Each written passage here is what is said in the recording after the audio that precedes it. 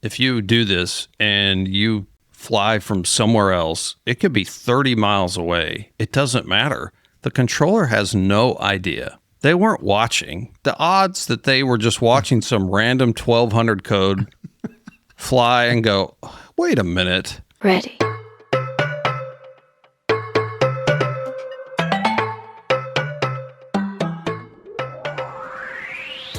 Welcome to Opposing Bases Air Traffic Talk, an aviation podcast by two air traffic controllers and rated pilots who love to talk about flying, controlling, and everything in between.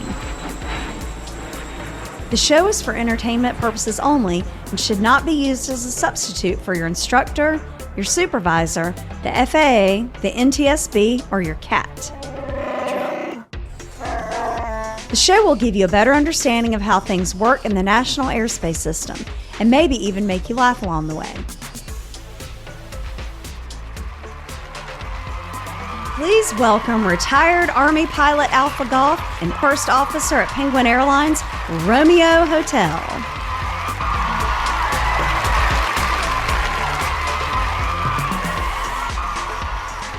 It's Wednesday, March 11th, 2026, episode 428. On today's show, we'll share a story of ninja-level IFR preparation, forgive the sins of a non-participating VFR pilot, and answer more of your aviation questions. What's up, BG? Hello, everyone. Happy Wednesday. Wednesday. Mm-hmm. Your off day. Sort of. Did you ever imagine when you went to 4-day work weeks, you'd be on 6-day work weeks? 6 day, I wish. 7. Well, 7 touches, yeah. Yes, but technically, behind the scenes, the people that keep up with all that stuff, you work 6 days a week. Right. So when you don't account for like sleep, rest cycles, yes, absolutely. Sure. I have a 27-hour break. How has your week been so far? That nowhere else in the world would consider a day off. No, they would not. No. I got into this years ago with them when we were making schedules before this, all the rule changes on rest and everything.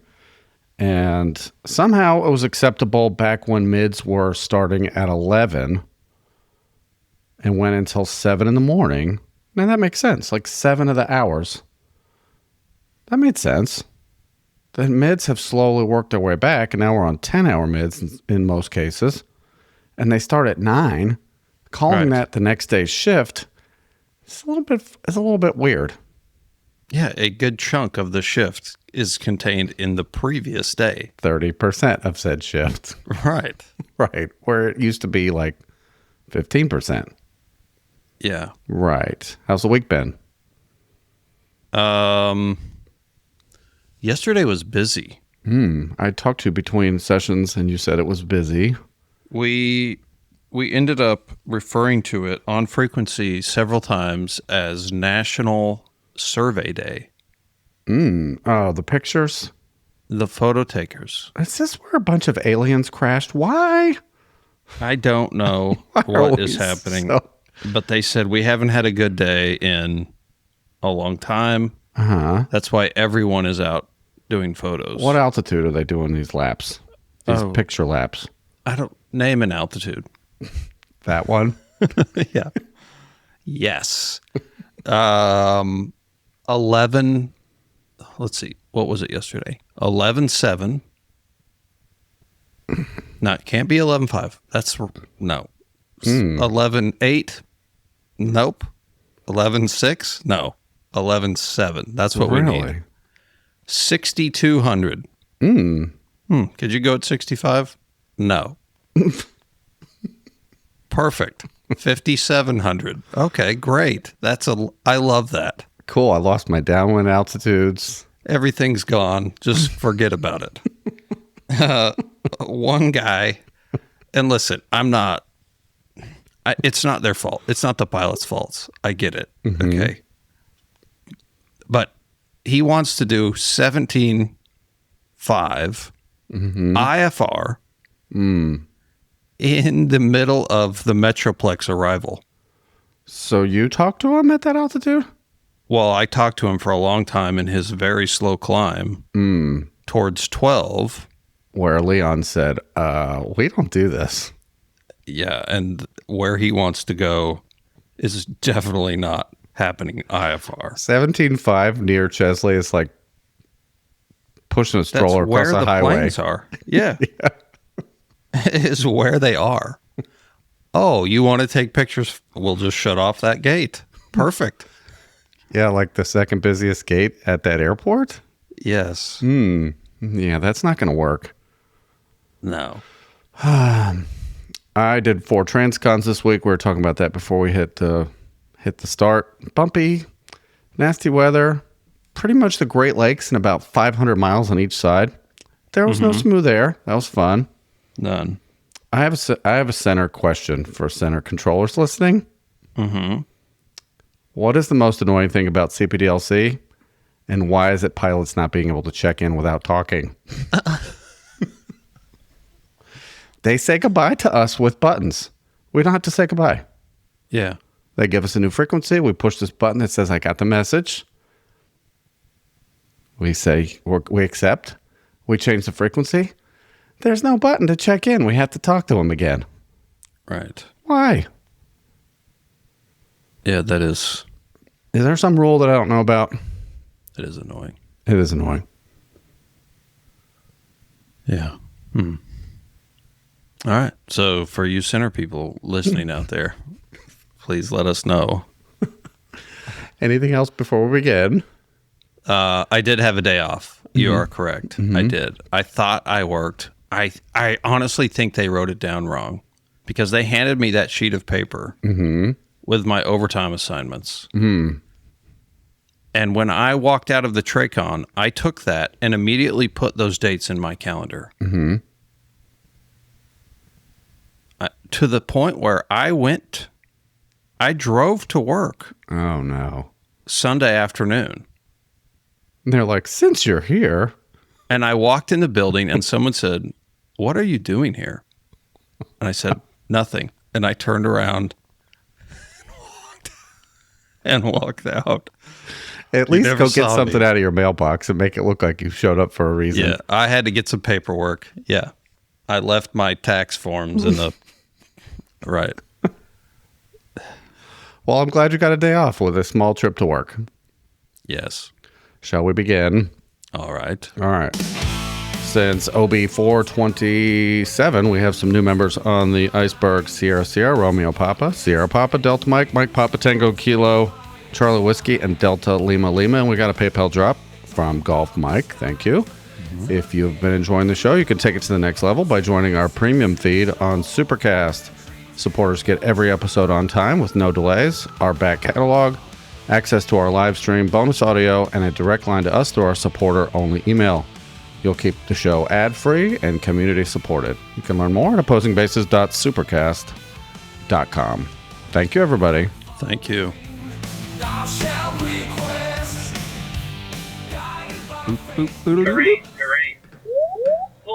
Review and announcements. Would you like the review? Yes, I had perused down into the announcements, but yes, I'll do the review. Announcements we're gonna have to tackle that together. Okay. This is a 5 stars. Busy show. Sorry, go ahead. No, what? Busy show. I said go Very ahead. busy. We have to go fast. No, we don't have to go fast, but Just a lot to do. a lot to do. All right. This 5-star review titled Aspiring Pilots and Aviation Enthusiasts Must Listen. Romeo Hotel and Alpha Golf, the perfect duo swinging the mythical lasso with relentless precision. These two extraordinary legends will keep you locked into your headset, eagerly awaiting your next dose of aviation and air traffic talk. In short order, you'll notice waddles of penguins assembling on your iceberg. It is almost euphoric at first, but before long, organization turns to chaos, groups of penguins demanding to turn base or threatening to cancel flight following and squawk VFR. Guaranteed some will quickly go Nordo. This aviary overload has been known to cause its own convective sigmet and the occasional helmet fire. Those of us with smaller icebergs are left to witness the constant symbiotic cacophony of non-flying winged specimens attempting to calculate a squeeze play faster than a dizzy center controller issuing deviations in a weather event. Clearance void if not plugged in 10 minutes. Well done. That was a long sentence with big words at the end there. I must have accidentally cut off the contributor to that. I apologize. That was well done. Very well done. And you did a great job reading it. A lot of big words in there. That was totally cold. You did great. You said you perused. Oh, you were perusing the announcements. Yes. You did great. Big words, perfect emphasis on the right syllables. Very good. Oh, thank you. So I could take the announcements off? What? I just take a little break during the announcements. You could take off for a minute. Okay. Yeah. Take a deep breath. All right. Announcement number 1, Bravo Sierra from the Midlife Pilot Podcast sent a note. After 800 hours of VFR flying, I decided to actually know what I'm doing. While unsuccessful in the lofty metric, I did manage to knock out 5 FAA knowledge tests in 32 days. Wow. I don't know all these initials. I don't either. Instrument ground instructor, fundamentals of instructing. The next one I don't know. Charlie Alpha X-ray. Advanced ground instructor is the last one. IRA and CAX. I don't know. Earning my instrument ground and advanced ground instructor certs and just passed my instrument check ride. Congrats. Very cool. Which felt like eating raw broccoli and pretending to enjoy it every day over and over. What if you put like some, I don't know, oil and vinegar dressing on it? Ranch. Ranch on raw broccoli? Mm-hmm. Right. Mm-hmm. Because it wasn't going to destroy your insides enough. I have all my commercial requirements done and should have that done soon too. I hope to get my CFI and teach Tailwheel, the 8-track tape of aviation. Isn't it? Nice. I couldn't have done it without you guys making me feel smarter than I am, but it was a bummer. My DP had never heard of you. So yeah, that was awkward. Yeah. Use caution when mentioning our show. Yeah, it could backfire. If they're not wearing an OB shirt, probably not safe to just mention it. They might wonder if you have lied on your medical about your mental state. Right. Actually, if they're not wearing any OB gear, I would just cancel. All right, he continues. Appreciate you guys from one weekly yapping podcaster to another. Thanks. Always welcome to come back and do another show with us sometime. Bravo Sierra from the Midlife Pilot Podcast. If you haven't heard that show, check it out. It's a lot of fun. They also do weekly, and they are listeners and supporters of this show and do a really great job. Yes. Their audio is amazing. Just as a side note, it's inspired me to learn a new program, which I did yesterday, and I'm going to try with. This will be the first episode using that program. Wish me luck. Very good. Good luck. Do you want number 2? It's a short one, and then I'll do number 3. Have you rested That's enough? fine. That'll be fine. For 2. From Supercaster Kilo Romeo. Greetings, Penguin Overlords from the Wind Tunnel Delta under the tofu and inflatable frogs, Charlie. What? AK. What? Inflatable frogs? AKA the hipster Charlie. Kilo Romeo here reporting in a CFII check ride pass. Congrats. Very well done. No place on earth is better for teaching flying in the soup than the Pacific Northwest. Keep up the great show. Yeah, I would agree with that. Kilo Romeo. Congrats. Can you get these awesome pictures on while I read this last one? A note from a proud merch-wearing Supercaster, Echo Bravo. Hi, guys. Just catching up on episodes from late December and heard you guys wanted some sweatshirt pics. The hoodie from this winter. I bought 2. One as a Christmas present for my dad, who got me into flying, and one for myself. I hand embroidered his Skyline RG on his sweatshirt. So it's extra special. Hand embroidered this? That would have taken forever. Wow. It looks great. It does look great. Hold on, we're zooming in here. This is Okay. He mainly wears his flying, and I wear mine everywhere since it's cold here in the middle finger state. Thanks for all the awesome infotainment, and always looking forward to more shows. See you in the chat room. Echo Bravo. Excellent. Look, it's freezing. There's snow in these pictures, and you're wearing the hoodie. Yeah. That is I didn't realize when I first read this that you did that by hand. I need to know more about this. How you do that? Yes. Hand embroidered? Like, no. Like, maybe not a machine. Surely there was a sewing machine used to push this needle in and out of this sweater or sweater. Hundreds of times. If not thousands. Thousands. This is unbelievable. Very good, Echo Bravo. Thanks for sharing the pictures and for supporting the show via merchandise. All right. Yes. Yes. Thank you. Moving on. I play music. Okay. Timely feedback. Play feedback. I did that one, so you get number one. No rest. No rest for the weary. Number one from Emperor Captain Delta Romeo Foxtrot. Gentlemen, as AG said he would do on his next flight, I poked my head into the cockpit today on the way onto a Penguin flight from the West Coast to the East Coast and asked the captain if Channel 9 was available. A very friendly guy, he lamented that it wasn't an option on that 737-900, but wished it was for his father's sake. Dad apparently follows his son's flights on FlightAware and wants better insight into delays, diversions, etc. Of course, I had to mention that I was a newly instrument-rated pilot, of course. And he, look at me. And he also, of course, had to say that he'd check in with me if they had any problems in flight. Hugely entertaining. I love that. I do too. I mean, you just never know. Mm-hmm.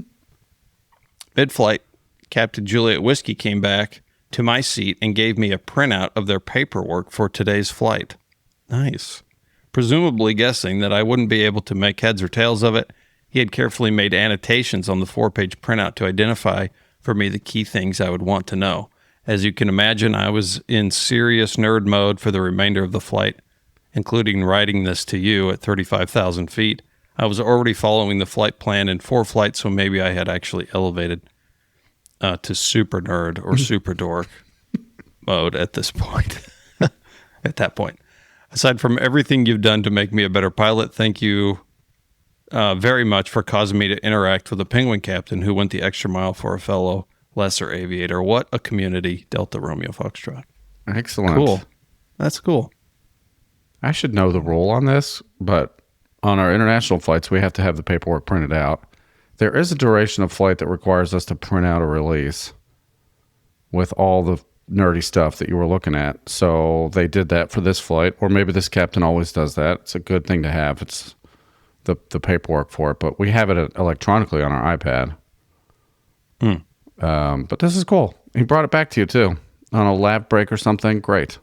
So you could nerd up and read all the things.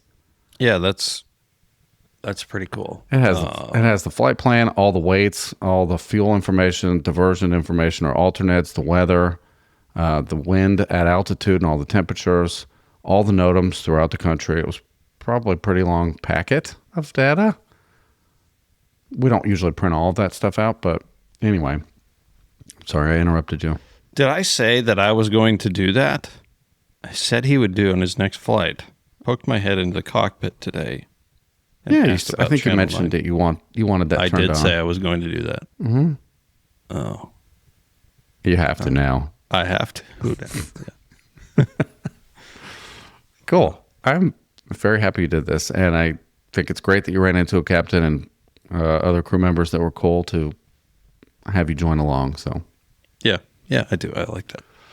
All right, I get number 2 from Emperor Captain Alpha Mike Mike. Oh, great penguin herders. It's Alpha Mike Mike from the Tall Three Delta beneath the Sourdough Bravo. At the end of OB428 in your mini Charlie Alpha segment, you talked about Channel 9. When I was a budding instrument pilot 40 some years ago, I remember sitting on a Penguins airline jet while at the gate listening to Channel 9 and practicing copying clearances, pen in hand and paper on the tray table. I quickly realized most were easy.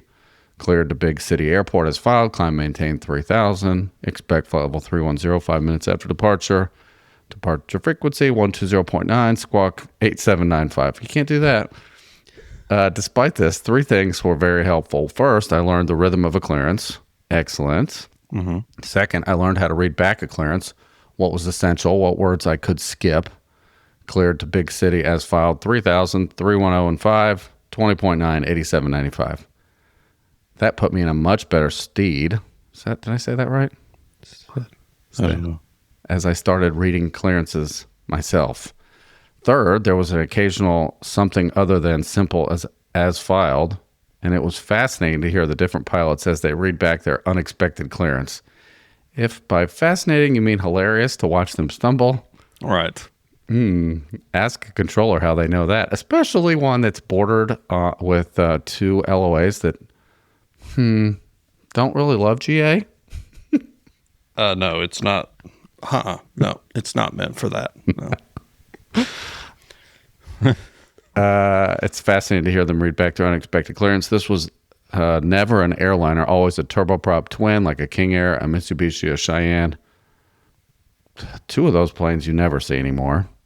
Or a BizJet, or on rare occasion, a piston twin. I agree that those old Go Sport tubes, is that what they were? That was the brand or the type of tube that went into our ears? It was that we used to plug into the armrest were quite something. And yes, you definitely could hear the sound out of the ports in the armrest. Remember, if you didn't have the tube, you could put the armrest. Yeah.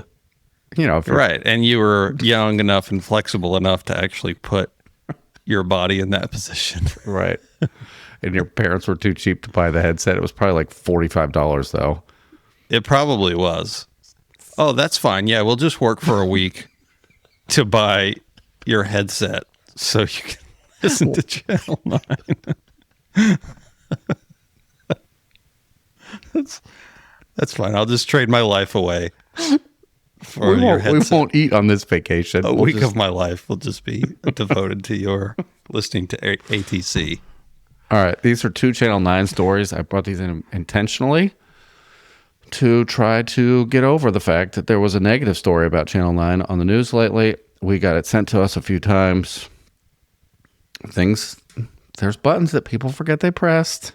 Oh, yeah. I saw. I did see this. Yeah. I told you there was a risk when you turn this on. Right. It's dependent on one of the comms.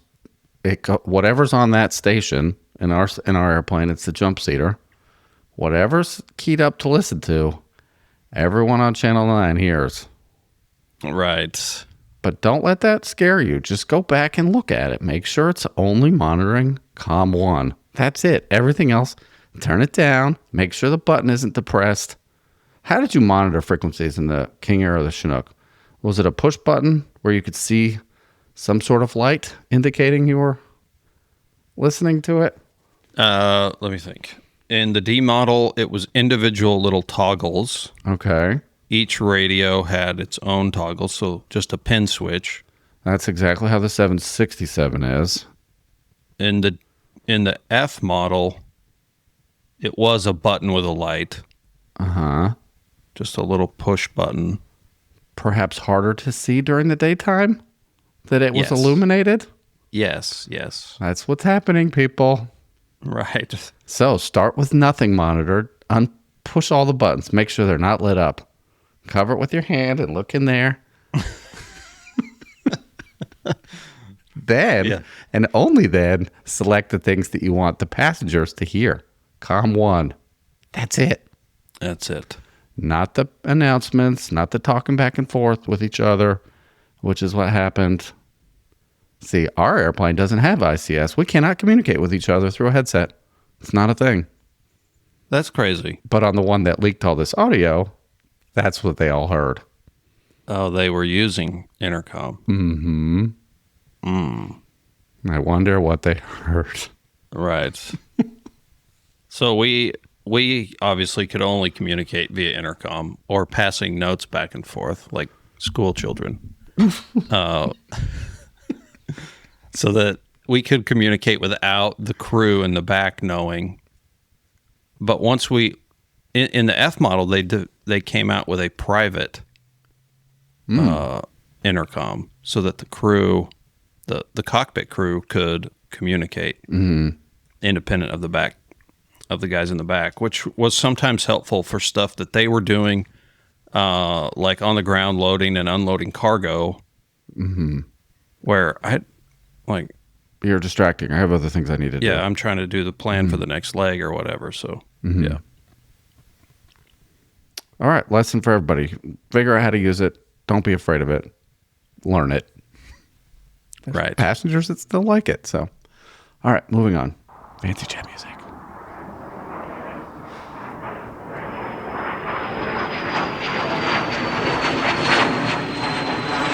All right, this week's show topic is from Supercaster, Mike Tango Hotel. Sent a note. Like most pilots, I've had some awkward moments on the radio, but once I managed to surprise ATC by sounding unusually well prepared. I like this. Excellent. My non-towered home field up in the Northeast, where it's freezing all the time, sits near airspace boundaries such that an IFR release needs coordinating among 3 air traffic facilities. I can say them out loud. Nobody did anything wrong here. Boston Approach, Boston Center, and Bradley Approach. The only decent instrument approach, the RNAV 32, can also require the Boston TRACON to call up the U.S. Army Range Control and ask them to suspend firing live mortar rounds on the final approach course. But that's a whole nother story. What could possibly go wrong? I mean, golly. All right. When conditions allow, it's best to depart VFR and pick up your IFR clearance airborne. We haven't talked about this in a while. Let's discuss briefly what that means. Why don't you fill in some gaps here? What does when conditions allow mean from a controller perspective on picking up IFR airborne after departing its non-towered airport? Yeah, you can climb in VFR to the minimum altitude for IFR operations. The MVA, for example, you can climb without having to worry about terrain and obstruction clearance to the MVA. We're going to ask you if the weather is at all marginal and you call up off a satellite and say, I want my IFR, and we give you the code and we say radar contact, can you maintain your own terrain and obstruction clearance to 2,500? If you say no, we are not issuing your clearance. You've walked us down a very uncomfortable and awkward path. My hands are tied. I will say no. I cannot issue your clearance, say intentions, maintain VFR. And then you will say, we want our clearance. And then we will do this whole thing again. Until you realize either, yes, I can maintain my own terrain obstruction clearance, which is not, it is not my job as a controller to determine if that is true or not. Or there has been discussion among pilots of, yes, I know where the terrain, I know where the obstructions are. I can punch into let's say the MVA is 2,500, and at 1,800, I can punch into a cloud deck, maintaining my own terrain and obstruction, even if the controller says reaching 2,500 cleared as filed. Okay, that is a gray area that I'm not, as a controller, I am not getting into that at all. There's no way I'm approving that. Right. Besides the fact that if they haven't heard clear to before they enter these clouds, that's illegal, regardless of what they think they can maintain with their knowledge of the area. Right. But that is the line that some people are dancing around. Okay. Now, in the context that I heard this debate, it was among medevac helicopter guys operating at off-field locations with someone on board, a patient on board. It's happening. We're leaving. Yeah, this is happening. I just need to make it as okay as possible, I guess. Mm-hmm. But still, anyway. All right. So that was way too much. Way more than you want. Well, we haven't talked about that in a while. So if we're going to do that, just be aware that you shouldn't be limited by terrain and be relying on air traffic to vector you around that when you're below an altitude. And for us, most of our airspace is 2,500 feet. And you also shouldn't be playing underneath a cloud deck that you're not sure that you can maintain VFR prior to hearing the magic words cleared too. That's all. Yeah, and as far as it, Mike Tango Hotel says it's best to depart VFR and pick up your IFR clearance airborne is generally true almost everywhere. Controllers are definitely going to prefer that, and they're probably going to prefer if you get a little bit away from the airport before you even call. The reason that's the case is that if you're on the ground and I give you your clearance, now we're locked into the one in, one out of the field. And if I have somebody else coming in, you have to wait. Mm-hmm. Plus, I'm either on the phone with you to do this clearance and release, which is sort of distracting, or the supervisor is on the phone, or I'm on a remote frequency. There's some other way that we're communicating that just adds to the complexity of that situation. I can almost guarantee, with maybe just a few exceptions, controllers would prefer you to call airborne if that's something you're allowed to do. Sometimes your company doesn't. I get that. Mm-hmm. But if you could depart VFR because it's nice and the weather's good, that's what controllers are going to prefer. All right. For southbound departures, they continue. It's helpful to follow your IFR flight plan listing a different uncontrolled airport slightly to the southwest and in Bradley's airspace as your departure airport. Remember when we came back from Oshkosh? That's what we did. Now, we went several hundred miles away.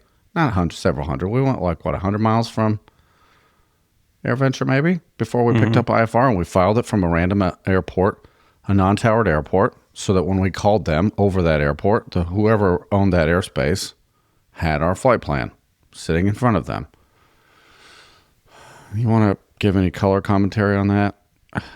To me, this is ninja level stuff. You picked up on something somewhere in your IFR training. This is not something that I would expect a lot of people or pilots to understand you can do.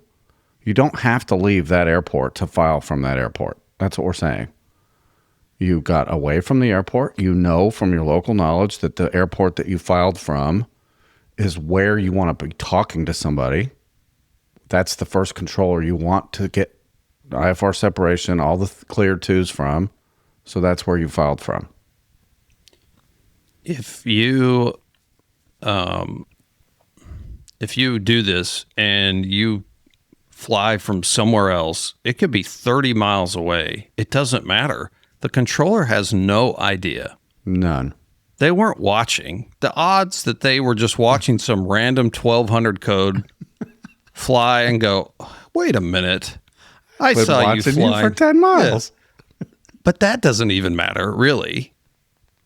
So as long as you're close to the airport where you're at, they're not going to know the difference. It doesn't make any difference to them. Let me rewind and say one more thing in case there's somebody that's confused, because I think this is advanced. If you filed from the airport you originally left and waited that 30 miles to pick up your IFR, now you're talking to a controller that does not have that flight plan. It never got activated. You never got the squawk code, so that strip is nowhere near. They have no idea who you are.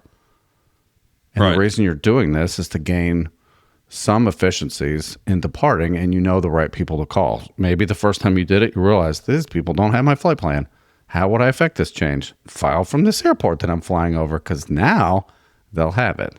Yes, the key here is that you are flying over or very near to this airport, because if you're not, now your defined route in the system does not equal your actual route.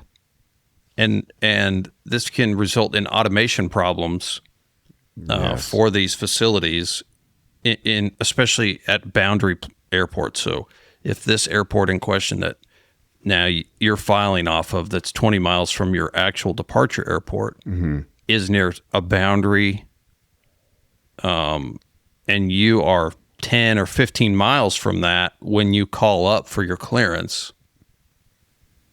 So your course line is off of where that airport is. It can result in problems. So Right. The computer thinks you're going one way, you're actually going 50 degrees off the other way, different boundary, totally different automation, which means who else is going to be talking and get the strip on this aircraft? And who can you flash it to as a radar controller? right. All right.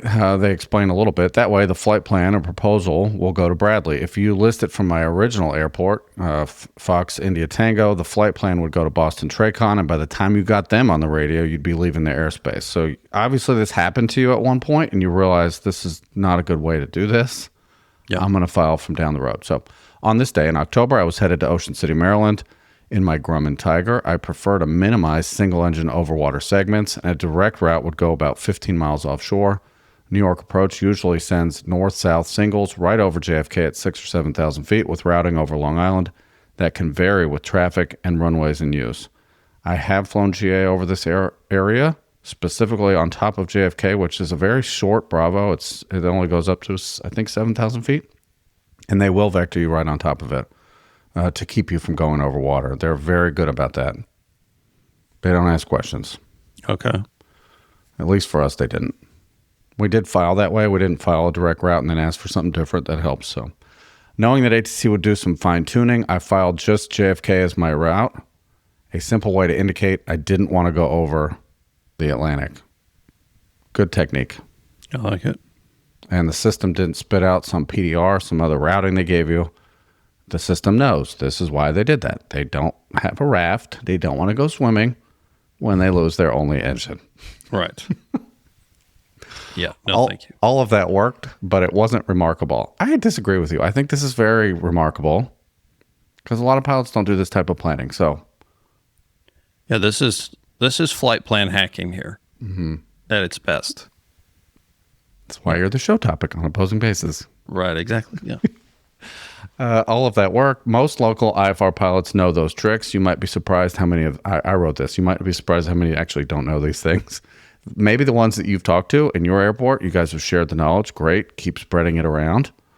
But go outside the confines of your airport, another flight club, they might not know. So now they will. The next exchange, as I maintain VFR west of Worcester, I said that right, Nice. was the satisfying part. All right, you be Bradley, and I'll be me in this little exchange here. Okay. You're the approach. I'm the airplane.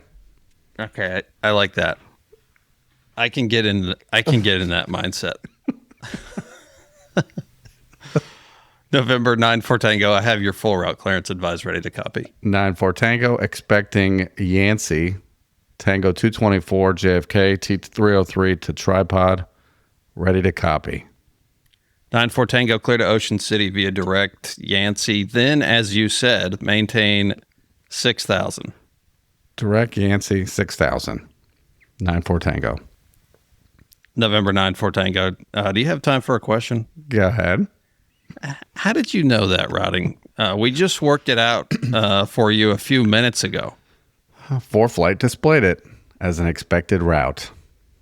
Dun, dun, dun, dun. Do you think that's a realistic exchange? If somebody did that in Triad's airspace and read back what you're about to tell them, would you be confused and happy all at the same time? When you're in the tower and these guys are on the ground, no, because this happens. It's happening more frequently now. They'll say, "Yeah, I got this expected plus routing. Is that what I'm going to get?" It just depends because a lot of the times aircraft going into Metroplex airspace that are landing at their airport will still get plus routing that we can disregard.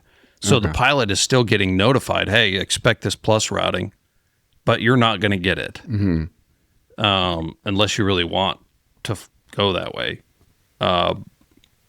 But for preferred routing going, to the center or somewhere, you're usually going to have that. And it's mostly GA maybe some corporate that are coming back and saying, yeah, I already got this expected routing. Airlines are not doing that. They've pretty much streamlined most of the time. They're filing the way that they would get anyway, but not always. Mm-hmm.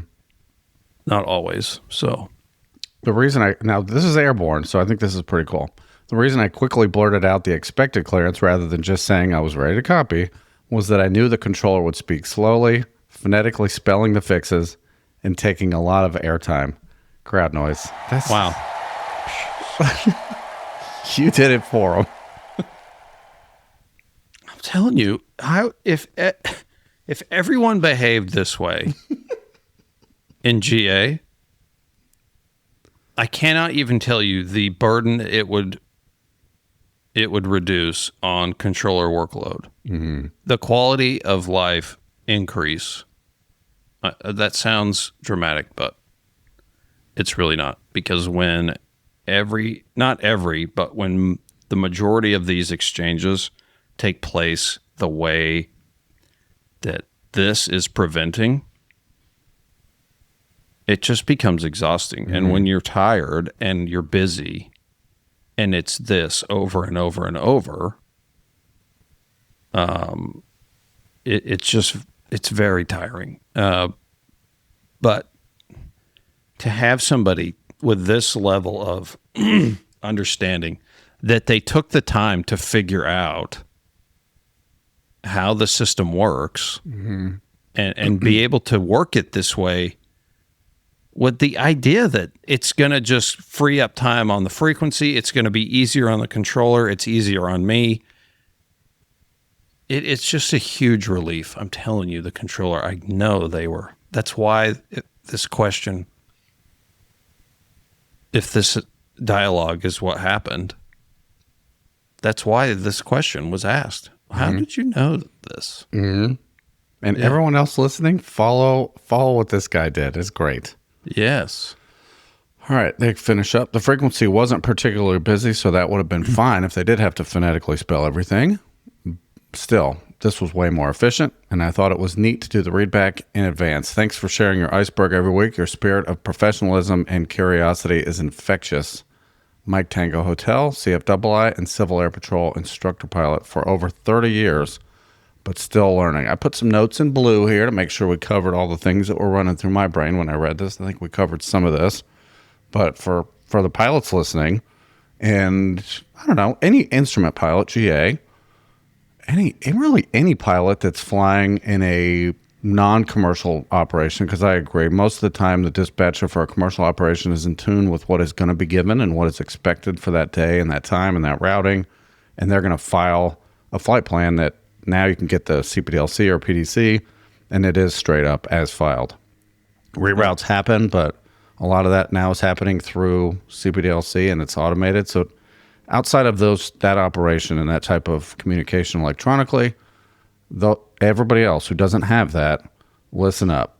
It took some experience, some knowledge of the area, and not too difficult to actually implement this plan, but it has a tremendous effect on air traffic and the services that you're allowing other pilots to get, because you're not taking up all the time. And if you know about it in advance, now this could be confusing if you were wrong and the routing was wrong. They'd be like, I don't know why you said that, but here's your real routing. Obviously, that wasn't the case. So you had to do some homework to expect this or have done this route before. Those pilots, everybody, take notes. I called it OB PhD course level knowledge. Yes. Yeah, absolutely. Yeah. What else? The airborne pickup, we talked about that. So you said for IFR aircraft, which I do agree is this primarily applies to that, but there are applications of this to VFR flight following as well. Okay, you depart out from under a busy Bravo. There's no way they're going to answer you, mm-hmm. or it's just too busy to try to get a word in. You can fly outside of the airspace and then call up over another airport. Mm-hmm. Don't say something like, I'm 25 miles from, where I left. From wherever. Yeah. I'm over this airport. Mm-hmm.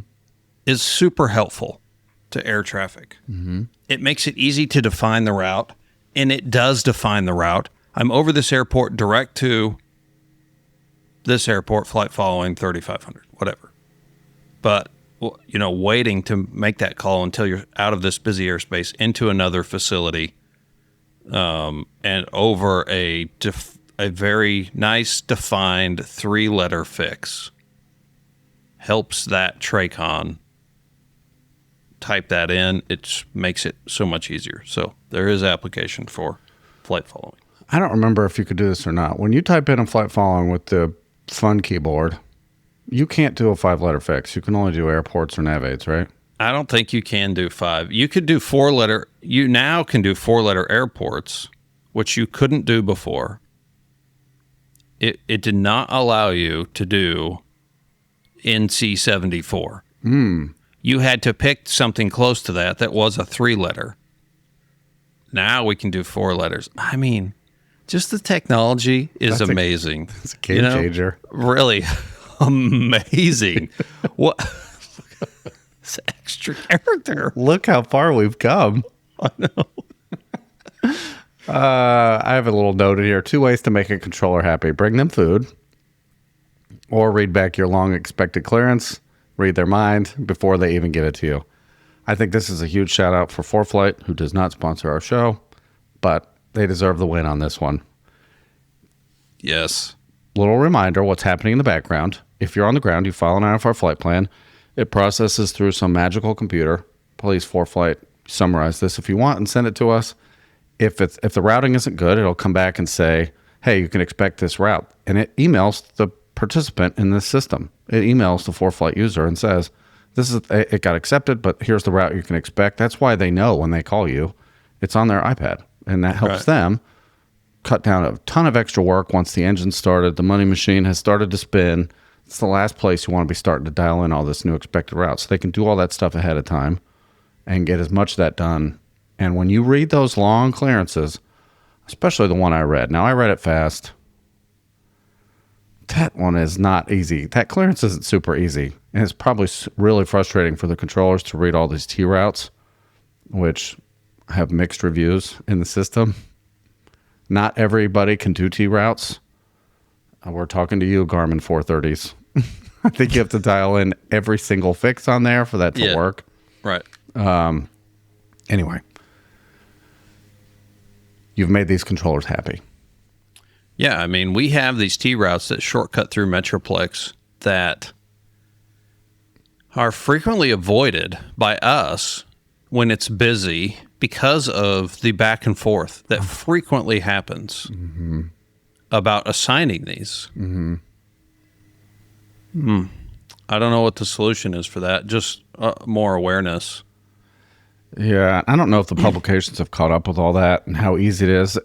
We've talked about this before on shows. It's very difficult for pilots, especially if it's the first time you've gone over this Bravo or around this Bravo, east of the Mississippi.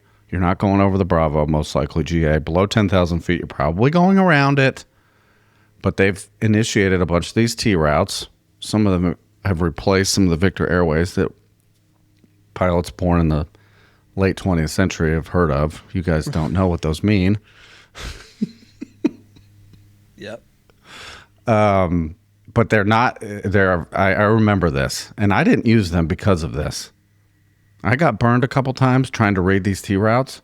Yes. And it was a very low success rate on my part of getting them to actually do it. So I stopped. I said, I'm not doing this anymore. Right. I'm not. It takes up too much time. I'm getting burned. I'm wasting precious frequency time on a difficult conversation that I'm never having again. I stopped doing it. Are you required by LOA now to do some of these? No, you don't have to do them. It's getting better. Okay. It is getting better, but it's still occasionally a problem, and it does tie up. You have to be very careful. You really have to know frequency management to know when you can start into a conversation like this. You can't leave stuff to do. Last night, I was busy. Somebody called for their clearance on the ground at Racetrack North. I said, stand by. I got like 8 things to do. Mm-hmm. And then I'll get back to you. Let me get my affairs in order here. Mm-hmm. And then we can have, then we can do the clearance, because it was a plus route clearance. So I didn't want to. That is how you get behind in a scenario. You did the wrong thing first. Mm-hmm. And now all those 8 things that you needed to do have been ruined. People went through final. Mm-hmm. All kinds of mess happened. And now you're playing cleanup. So just know that in a controller's mind, that's what's going on when they don't want to issue you these T routes. Mm-hmm. They don't want to issue you plus routing. They don't want to go down the road of, I'm going to tie up the frequency for like 4 or 5 back and forths here, mm-hmm. while people are flying every which way. Great point. I think trainees do the opposite. They use some of these things as an excuse to avoid those 8 things, because they're not really sure if the 8 things they're thinking about doing are the right things. They're like, cool, I'll pick this other thing. It'll totally distract my trainer. Yep. I'll worry about that in a minute. It's going to take up a ton of time. It's pro-level procrastination, because you're trying to formulate the plan for the 8 things while you're getting this readback. Yeah. You've completely tubed yourself. Right. Busy is not always right. Okay. There's a wrong busy. Right. You can't blame. You did this. You chose this order of operations. So don't use that as the excuse on why 2 airplanes went through finals at 2 different airports. You got a guy that's not flashed in the center, has been at 12,000 for 10 miles. Great job. And your rivals are stuck at 13 trying to get into your airspace. So, yeah. What else with this ninja level pilot you want to talk about? I like this point you have at the last point. If you're new and all of this sounds like it's overwhelming or crazy, like it's just too much, I don't understand. I feel buried underneath this mountain of nuance here. It's okay. It's totally fine. Early on in your IFR journey, this level of understanding is not expected. But that's why you're here. That's why you're here. Just even to be exposed to ideas like this can be super helpful. Just be patient. You don't have to drink the whole cup at one time. Great way to end that one. Okay. I like it. Thank you, Mike Tango Hotel, for supporting the show and sending in awesome feedback. You were very humble, and we chose to make this a show topic because of that and how awesome you are. So keep it up. Share the stories. Yes. All right, moving on.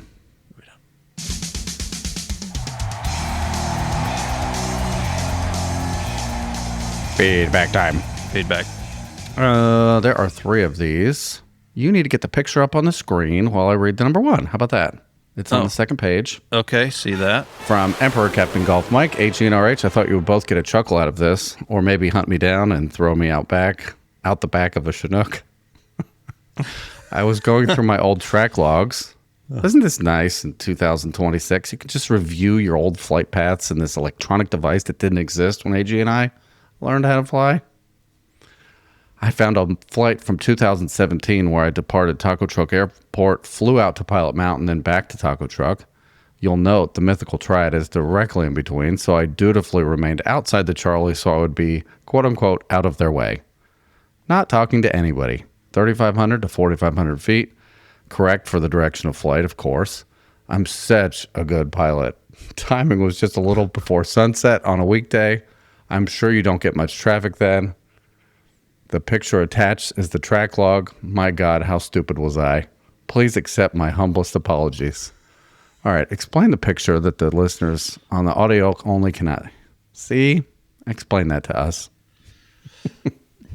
Okay, we're just looking at a Charlie. Imagine a pretty standard, surface to 4,000 AGL Charlie. 5-mile ring, 10-mile ring.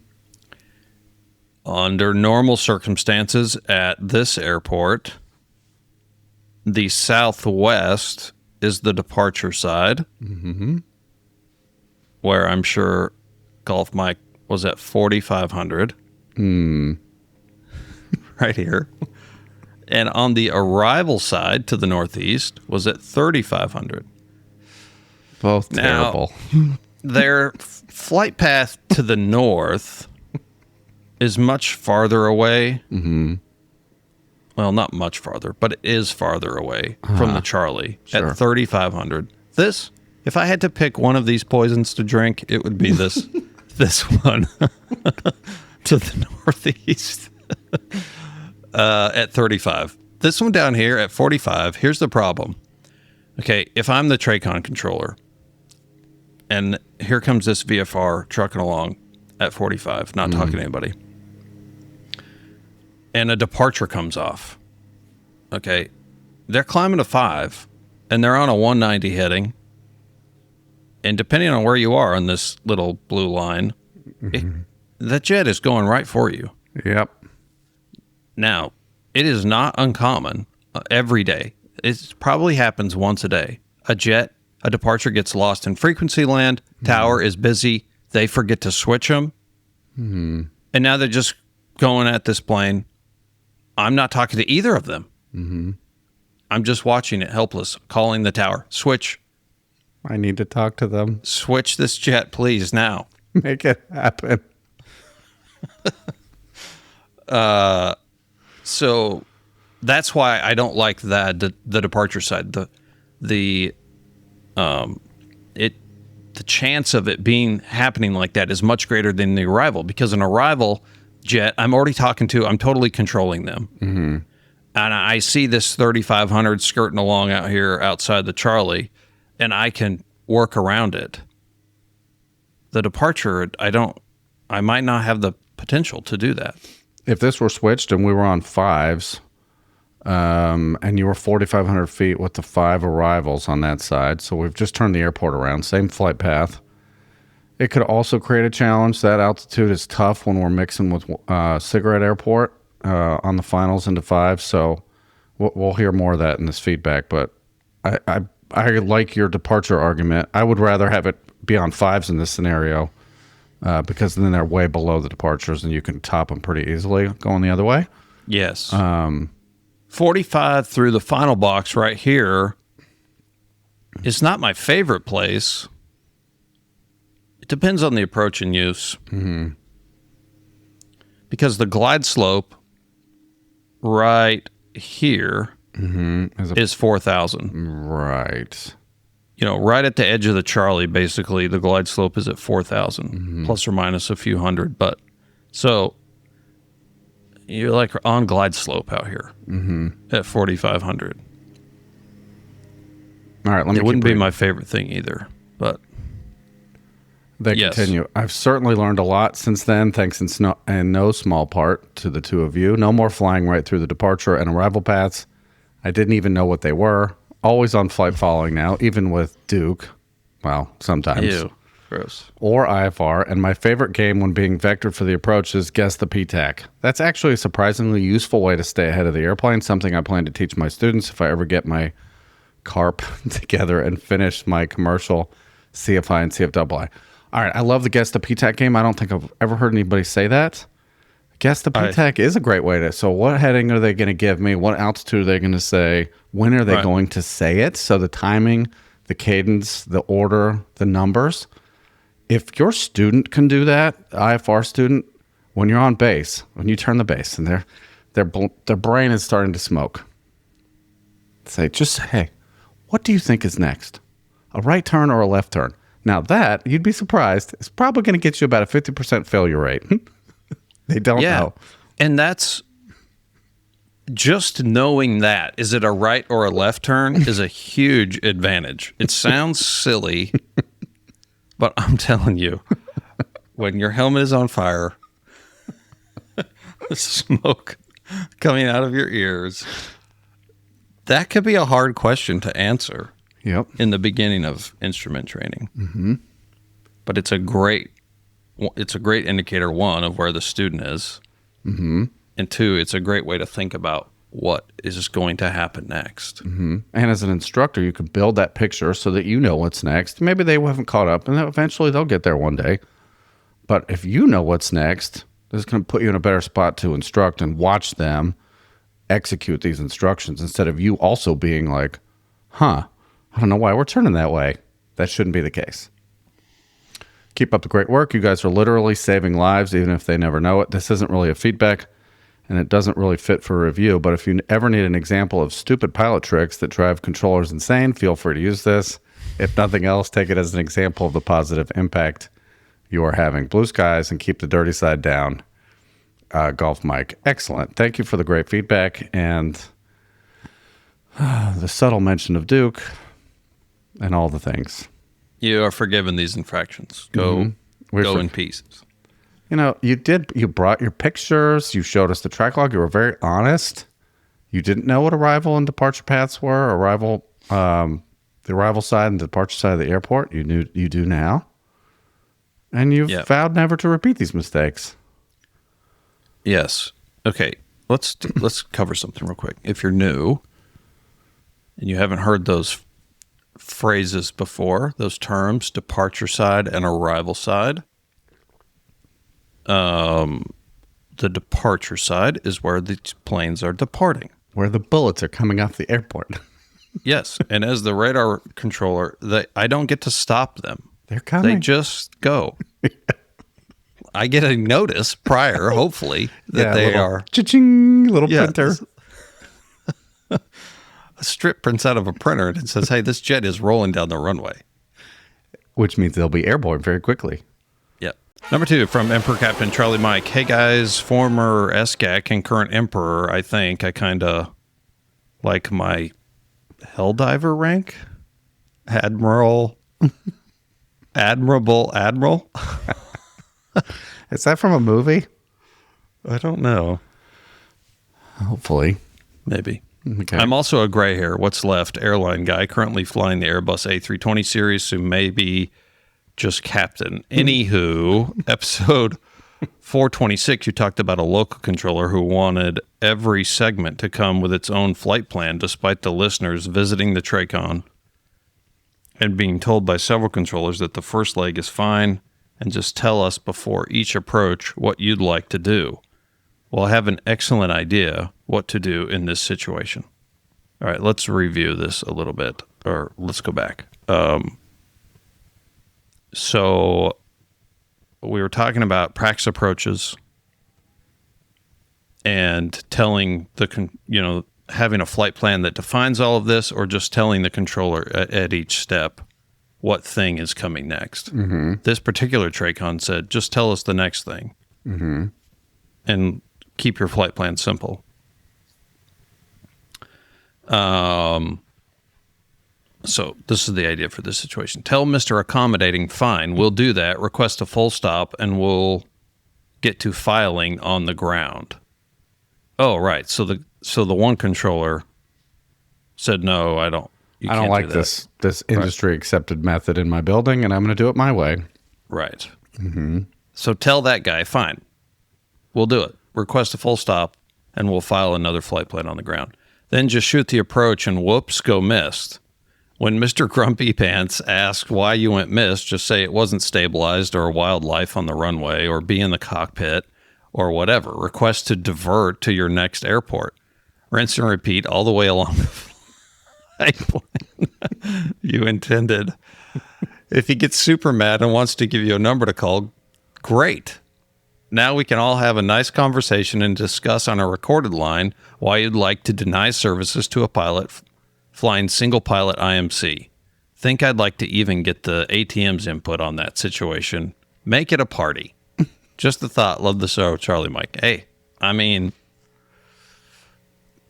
your results may vary on that approach. You may get some serious resistance, but I agree with the outcome here of let's have a conversation. Absolutely. Mm-hmm. I think I'm having that conversation anyway, regardless of whether I get a number to call or not. Yeah, make the phone call yourself on your own. Call. Yeah. Say, hey, I've come to this airspace every week, twice a week with students, and they've had us do it this way. I visited the TRACON. You told me to do it this way. I get Mr. Grumpy Pants, and they don't like that way. That's not good. It's not a good solution. figure it out. Right. I do agree with your results may vary on this. Go ahead. I'm sorry. Yeah. But I mean, yeah, you can kind of see how this is a sort of workaround. I know pilots have done this to us before, where they wanted to come do pattern work. Well, we need a touch and go or whatever, and we say, oh, we're down to a single runway or this or that for whatever reason. We're not doing that. Okay, we'll do a full stop. And then towards the end, it looks like something kind of crazy is happening with the plane. Like, whoa, what are they doing? And then they say, oh, we're going around. It got bumpy, or we got a gust, or whatever. Right. Yeah. So, anyway. Okay. I do like the idea of having this conversation, though, for sure. It's weird not being able to see you while we're reading these, but Yeah, I'm sorry. I am very sorry. no, we're doing fine. I'm just saying it's a little bit weird. If I keep looking over there waiting for you to come back, it's just a black screen. So. Right. All right, cool. Thanks, Charlie Mike. Number 3 from Emperor Captain Delta Zulu. What's up? I'm a little behind on episodes, but I'm listening to 423 right now, and I wanted to throw in some data points. Both N90 and Y90, so New York TRACON and Bradley approach. One's a level 12, Bradley's a level 8. Have letters to airmen supporting practice approaches at their satellites. New York TRACON's was just reissued a few weeks ago on February 3rd, and Bradley's expires in May, but I imagine they'll reissue when the time comes. I also have to say that during my instrument training, New York never turned me down for approaches, and 99% of the time they were nice too. I hear this every time I go in there. I don't know if the nice part's always the case. They're a little bit rough around the edges sometimes. If you're from there, though, it's if normal. you're from there, yeah, it might just seem nice. Yeah. They do practice approaches. They do the VFR tag ups for tours over the city. They accommodate aircraft that don't want to fly over the water. Like, I hear them doing all those things. So they're not the big bad Bravo that you're expecting when you hear all the stories or see the dramatic videos online. They're really good. I think they do a great job. Delta Zulu continues. If someone hasn't mentioned it, in ForeFlight, you'll find the letter to airmen. We talked about this, where you can find them in the airport tab in the procedures. I searched a few other airports and found that Philly, Newark, Atlanta, and Boston all offer letters to airmen to their satellites for the practice approaches as well. Bottom line, if the big dogs do it, what excuse could any facility have not to? Cheers, Delta Zulu. Amen. I can't see you smiling, but I feel like you're feeling a little bit vindicated. Yes. Right now, Cigarette Tower is closed. Oh, yeah. You told us you would update us on how that procedure is going. How are you handling this? Is it just like prison airport now? Or do you have to listen to this frequency all day? No, we do not listen to the CTAF. Oh, thank God. That would be such a nightmare. There were like 3 in the pattern, Mm-hmm. Now, sometimes the soup will have it keyed up quietly back at the soup desk. But it gets to be too much. Mm-hmm. And you can't be reading a frequency. You can't be reading a clearance on a CTAF frequency. No. So why would you still be monitoring it? Does the ATIS say what to do when you want your clearance? Does it give a number to call? What are they doing? There's no ATIS. That doesn't work. So for aircraft airborne, they get the ATIS at Triad. Okay. But if you're on the ground, you're not getting the ATIS at Triad unless you have digital. Mm-hmm. But most of the customers don't. Mm-hmm. So they're calling on the phone or they're just departing. Because it's echo now. Go ahead. Yeah. The problem is the proximity to the Charlie, depending on which way they go. Anyway, it's been kind of a mess. But if I go out of there today and I pull up ForeFlight, is it going to say like, hey, it's tower's closed, it's class echo. If you're going south, depart the airport and turn west before calling Triad approach? Does it say anything like that to stay out of the 5 final box? Because that could be a really terrible place to be. It could be. But no, it doesn't. To my knowledge, it doesn't say anything like that. Okay. How has it been? Has it been a total pain? How, like, you have a whole strip bay of IFR departures, and they're just coming off, or are they usually getting releases? The jets usually get releases, but not always. Everybody else pretty much, if the weather's good enough, they've just taken off and gotten it in the air. But normally we were clearing aircraft for practice approaches into there. Mm-hmm. And I did that yesterday, not really, just sort of out of habit, and realized, well, there's a jet inbound at the same time, an IFR jet. So I went back and told that person, your approach clearance is canceled. You can fly the practice approach, maintain VFR, squawk VFR, and change to advisory approved. So we have had to kind of, change it up a little bit. Where before, when the tower was open, we would have been totally fine doing that. Mm-hmm. But now, not so much. So stay tuned, Delta Zulu. There may be changes coming on the horizon for the airports that haven't gotten around to renewing their letters yet. The airport that hasn't gotten around, the one facility that hasn't gotten around to renewing their letter. The shame of the NAS, really. I want to just play devil's advocate for a minute. Up until very recently, and due to feedback given to this show, I didn't realize that Triad wasn't unique. I thought that our letter to airmen, the one that expired, was an anomaly. I didn't think it was normal. Yeah, that it even existed, let alone that it expired. And it, now we've no. Everybody has one, and they keep renewing them. Oh, why? Why would they do that? Everybody be patient. I think things will slowly come around. This happens. The timing of this is coincident with the 7110 and the rules changing for practice approaches, and I think that impacted some facilities' readiness and willingness to update the LTA. And maybe there's a positive change coming in those places. I hope so. Did I say that politically correct? Yeah. Okay. We just left out the part where it's required. Right.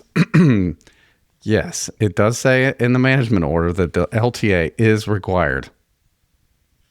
Just saying. Right. It does say that. Yes. It doesn't say that you have to list every airport. Nope. I guess you technically could have a letter that said we're not doing any airports. And that would be very hard to explain. It would be super hard to explain considering places like Seattle and 90 and all of these busy places are doing it and saying cleared approach. And your list is 0. A facility that whose bread and butter is training general aviation and training controllers. You will do that until you retire. That's what you will be doing. Right. Now, you could say that at a lot of facilities now, but that is all part of that. Yeah. We won't beat that horse again today, but thank you for sending the feedback, Delta Zulu. Stay tuned. Yes. All right. We do our best to respond to supporter feedback and let you know when you will be on an upcoming show. AG, anything before the chat? I do not. Closing out episode 428 of Opposing Bases Air Traffic Talk. Romeo Hotel. And Alpha Golf. Goodbye, everyone. Drop. Opposing Bases is a listener-supported, ad-free weekly podcast. The views expressed on the show do not reflect the opinions or official positions of the FAA or Penguin Airlines. Episodes are for entertainment purposes only and are not intended to replace flight instruction. To get on-time access, bonus content, and full archive access, join the crew at opposingbases.supercast.com.